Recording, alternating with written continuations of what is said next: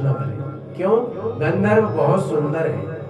और ये यथावाम प्रपद्यन्ते, जो जिसकी उपासना करता है वैसा ही हो जाता है। भगवान की उपासना करेंगे तो भगवदाकार हम हो जाएंगे, हम जो बनना चाहें। सिद्धों की उपासना करते हैं, भूत प्रेतों की उपासना करते हैं तो काम तो सब करा लेते हैं। जिंद उपासना लोग करते हैं, रसगुल्ला मंगा लिया, इधर से नोट मंगा लिए, कहीं कुछ मंगा लिया, ये सब उपासनाएं होती है। तो जो उपासना कर ले सारी बात बता दे। और जो कोई भगवान की उपासना करे तो भगवान के जैसा हो जाता है। तो कोई सुंदर होना चाहता है तो गंधर्वों की उपासना करे। कोई सुंदर स्त्री चाहता है कि हमारा विवाह हो सुंदर से, तो क्या करे? उर्वशी नाम की अप्सरा की उपासना करे, सुंदर स्त्री उसको मिलेगी। और किसी ने कहा हमारे बच्चों का पढ़ने में मन नहीं लगता। अगर किसी के बच्चों का पढ़ने में मन न लगे, या पढ़ते तो है लेकिन दिमाग में नहीं आता, अगर ऐसा कुछ हो, हम चाहते हैं कि हमारे बच्चे भी पढ़े, तो क्या करें?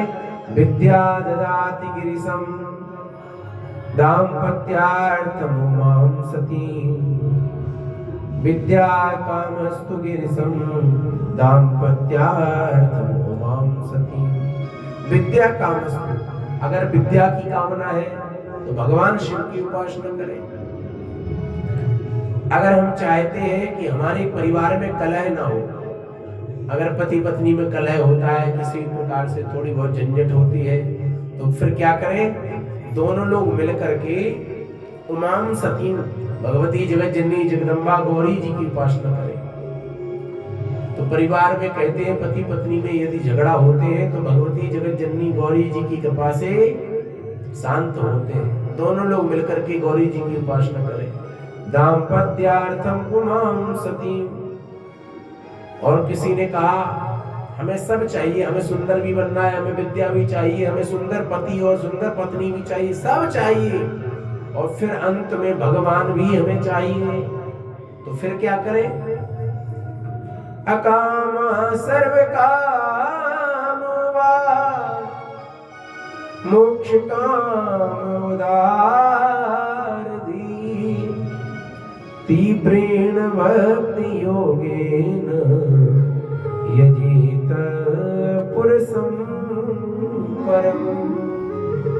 अकाम, अकाम माने कुछ नहीं चाहिए, सर्व काम माने सब कुछ चाहिए।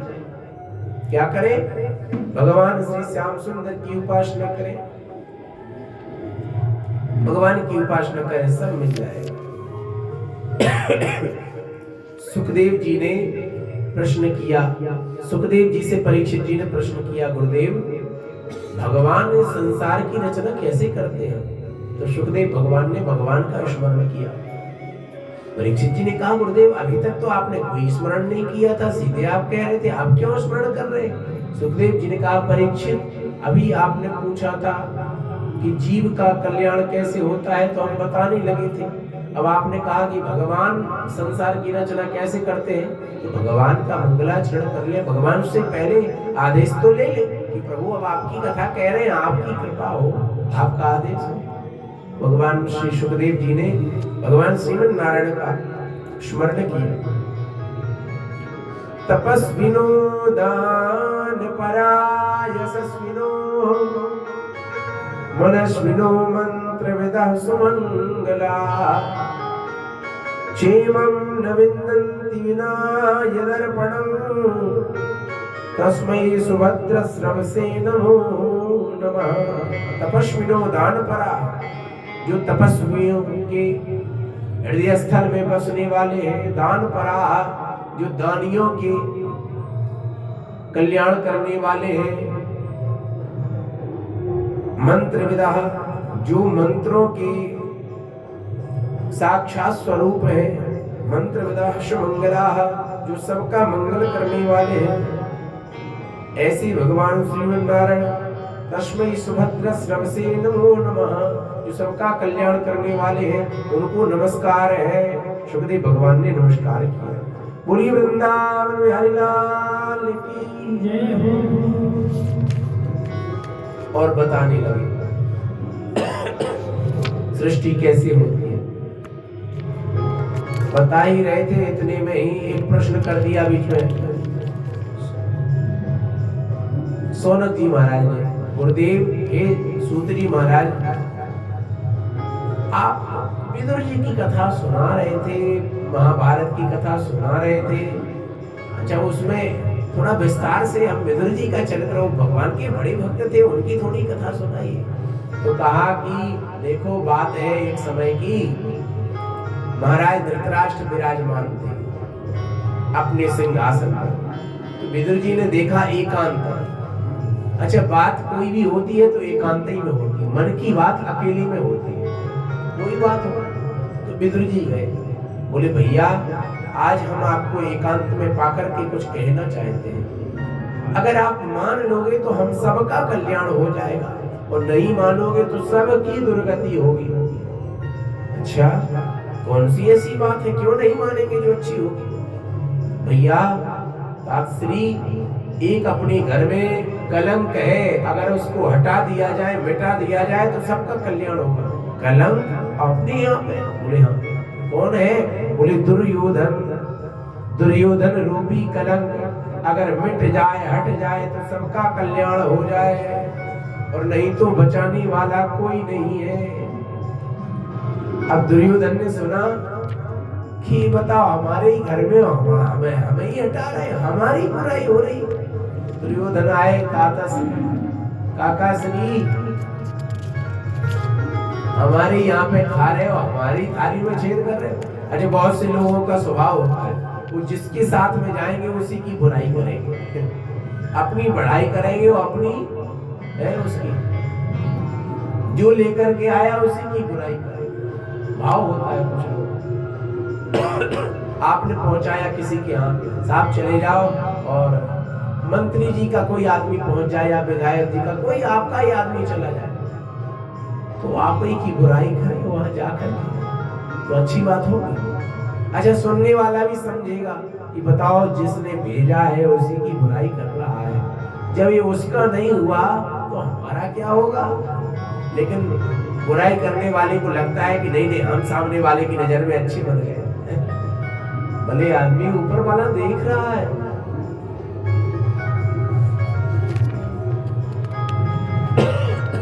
दुर्योधन ने कहा हमारी बुराई कर रहे हैं। विदुर जी ने कहा जब सब सुन ही लिया है, हम बुराई तो कुछ नहीं कर रहे हैं, बात तो हम उचित कह रहे हैं, और उचित बात कहने में कभी नहीं डरना चाहिए, चाहे भले ही प्राण क्यों न निकल जाए, भले ही सिर क्यों न कट जाए, लेकिन उचित बात जरूर कहना चाहिए। अच्छा, अब बात है आपकी बातें सुनने की, तो हम सुनने वाले तो हम नहीं है, हमें सुनना है तो भगवान की कथा, हमें बातें नहीं सुनना है। दुर्योधन स्वयं धनुर्द्वार धनुष बाण छोड़ करके और चले गए, भगवान का भजन करके अपने राज सिंहासन को छोड़ दिया, चले गए। कहते हैं जैसे ही विदुर जी गए तो अब कौरवों के पक्ष में कोई न समझाने वाला है न धर्म को मानने वाला है, और जब धर्म को मानने वाला नहीं है तो दुर्गति प्रारंभ है, पक्की बात। भगवान के साथ में पांडवों ने चर्चा किया। भगवान ने कहा देखो हम दुर्योधन से कुछ बात कहेंगे, और अगर मान जाएगा तो देखो भाई भाई की बात है, प्रेम से रहना, आनंद लेना। पांडवों ने कहा प्रभु हम कुछ नहीं जानते, आप जैसा कहिए, हम तो हाँ जी है आपकी यहाँ पे, आपकी यहाँ पे हाँ है प्रभु, हमारी तो तेरी रजा है, आपकी यहाँ आप जैसा कहो। भगवान ने कहा ठीक है हम संदेशा लेके जा रहे हैं। हाँ ठीक है, कोई बात नहीं, कंबल रजाई जो है, सामने से हवा आ रही है, हाँ कोई बात नहीं, आनंद ले। और भी किसी को सर्दी लगे तो आप लोग ला सकते, आप लोग भी। हाँ तो कंप्लीट। बोलो वृंदावन बिहारी लाल की। भगवान एक संदेश लेकर के आए। दुर्योधन ने स्वागत सत्कार किया।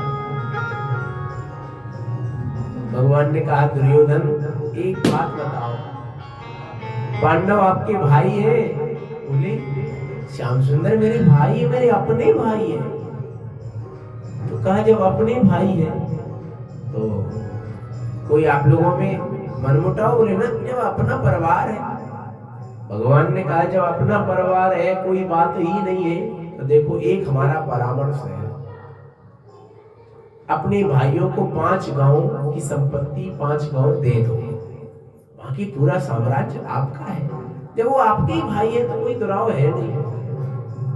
दुर्योधन ने मुस्कुराते हुए कहा श्याम सुंदर 5 गांव 5 घर की बात छोड़िए, सूच्यग्रे नैव दास्यामि बिना युद्धेन केशवा। 5 गांव 5 घर 5 फीट की बात छोड़िए, 5 इंच की बात छोड़िए, हम तो सुई की नोक बराबर भी जगह नहीं देंगे। अगर उनको चाहिए तो युद्ध करें और सब ले जाएं जीत करके। पता है वो सब क्या करेंगे? वो तो स्वयं निर्बल की भांति दौड़े दौड़े भाग रहे हैं, उनके पास में क्या है? पता नहीं है कि उनके पास में क्या है दुर्योधन को। अच्छा श्याम सुंदर आइए आइए, हमने आपके लिए सुंदर सुंदर पकवान बनवाए, खीर बनवाई है, सुंदर दूध आया है, बिल्कुल गाय का दूध आया, उसमें पानी बिल्कुल नहीं मिलवाया है, छान करके फिर उसमें बासमती चावल डलवाए गए हैं और उसमें बढ़िया काजू पिस्ता बादाम घोटे गए, ऐसी सुंदर खीर बनवाई है और मालपुआ बनवाए हैं हमने। श्याम सुंदर आओ भोग लगाओ। भगवान ने कहा देखो दुर्योधन, हम पाने को तो तैयार हो जाते, कोई बात नहीं, हम प्रेम से भोग लगाते, लेकिन बात ऐसी है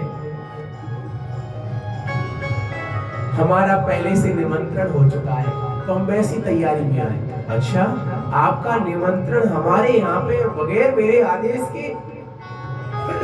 भगवान ने कहा अब आपके राज्य में नहीं है, उनके यहाँ निमंत्रण है। अच्छा कौन है वो? बोले विदुर। दुर्योधन हंसने लगे, अरे अरे श्याम सुंदर भूल हो गई है आपको, अब वो नौकरी से निकल गए, उनके यहाँ पर अपने खाने को तो है नहीं, आपको क्या खिलाएंगे? भगवान ने कहा दुर्योधन विदुर जी हमें जो पवाएंगे हम वही पाते हैं, विदुर जी हमें जो खिलाएंगे हम वही खाते हैं, हम उसी का भोग लगाते हैं।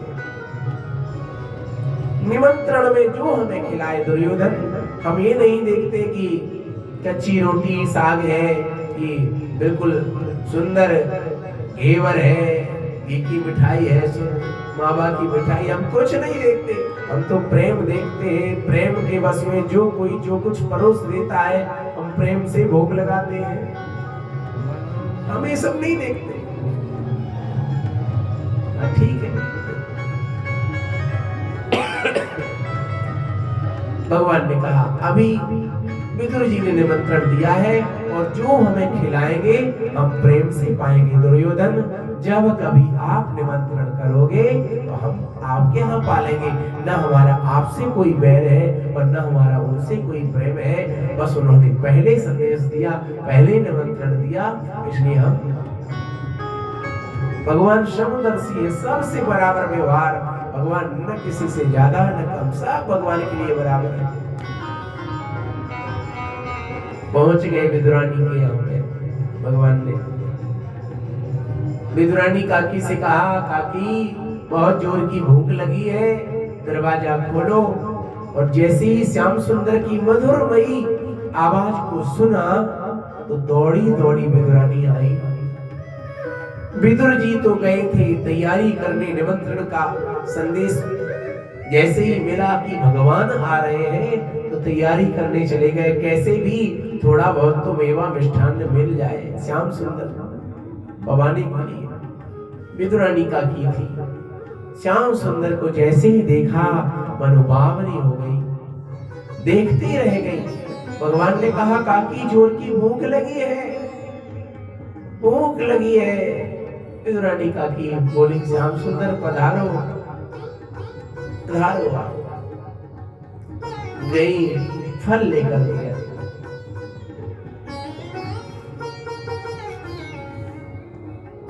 सुंदर सी एक आसन दी, श्याम सुंदर विराजमान हुए। विदुरानी काकी भगवान श्री श्याम सुंदर को एक टक देख रही है, प्रेम भरी चितवन से भगवान को देख रही है और फल हाथ में लिए भोग लगाने चली है। भाव में विभोर हो गई है, फल को छीलने लगी, छिलके नीचे और छिलके हाथ में रह गए, फल नीचे गिर गया और जो हाथ में है वो भगवान को समर्पित किया। प्रभु भोग लगाई। भूल गई हम भगवान को क्या भोग लगा रहे हैं। विदुरानी काकी भूल गई हम भगवान को छिलके पवा रहे हैं या फल पवा रहे हैं। और भगवान भी प्रेम के बस में भूल गए कि हम छिलके पा रहे हैं कि फल पा रहे हैं। भक्त को याद है, भक्त को पता है कि हम भगवान को भोग लगा रहे हैं। भक्त को पता है हम भगवान को प्रेम प्रसादी पवा रहे हैं और भगवान को पता है हम प्रसादी प्रेम की पा रहे हैं। क्या पा रहे हैं, क्या पवा रहे हैं, इससे कोई मतलब नहीं। लीला हो रही है, प्रेम लीला, इसी को कहते हैं प्रेम लीला। ये है प्रेम लीला। विदुर काका चले आए। अरे विदुरानी बावरी है गई हो का? श्याम सुंदर को छिलके पवाए रही हो? अरे माखन मिश्री 56 भोग लगावे वाले इनको तू का करे? अरे बावरी है गई का? विदुरानी काकी तो भाव में विभोर है, भक्ति में विभोर है, बोल नहीं पा रही है। भगवान बोलने लगे, काका विदुर, हम न छिलके पाते हैं न फल को पाते हैं, हम तो प्रेम का भोग लगाते हैं। भाव का भूखा में भाव ही के सारे, भाव से मुझको भजे तो भव से बेड़ा पार है। प्रेम का मुकाम में प्रेम एक सारे, प्रेम से मुझको भजे तो भव से बेड़ा पार है।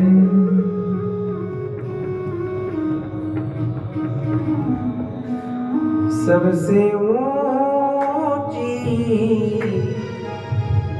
प्रेम सगाई, सबसे ऊंची प्रेम सगाई, सबसे ऊंची प्रेम सगाई, सबसे ऊंची प्रेम सगाई, सबसे ऊंची प्रेम सगाई।